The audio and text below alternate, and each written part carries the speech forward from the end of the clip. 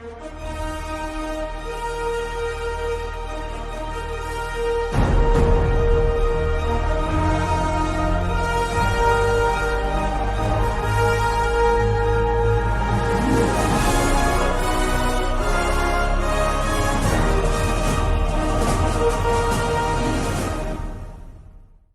sóc en Roger Parramon i avui us vinc a parlar de com adaptar-se a la situació...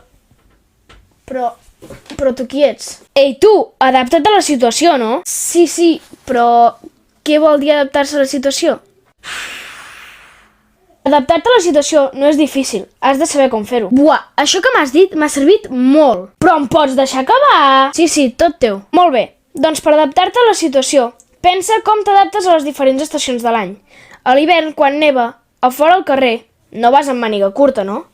Això vol dir que t'adaptes a l'entorn. Parlant, has de fer el mateix. Adaptar-te allà on ets, amb qui parles i ser tu mateix. Un exemple és que si vas a comprar a la carnisseria, no ho faràs igual que parlant amb els teus amics. Ei, tia, posa'm 2 bistecs d'aquells que saps que m'agraden i espavila que m'estan esperant per anar a la bolera. Però... posa mals, no? Ni tampoc ho faràs com si siguessis un guia turístic. Bon dia, estem a la carnisseria, tot és bo. A la meva dreta podeu veure una safata amb bistecs vermells amb una mica de suc vermellós, que estan al costat d'unes croquetes cruixents i cremoses fetes l'any 2023. I ara, si us espereu, ens donaran el preu. Com veus, si no t'adaptes a la situació, les coses no surten correctament. Segurament, parlant d'aquesta manera a la carnisseria, no hi seràs massa ben rebut.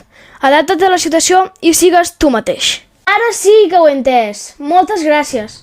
Encara no m'has dit qui ets, però deixem-ho per la propera. Hola, sóc en Roger Parramon i avui us vinc a parlar de com adaptar-se a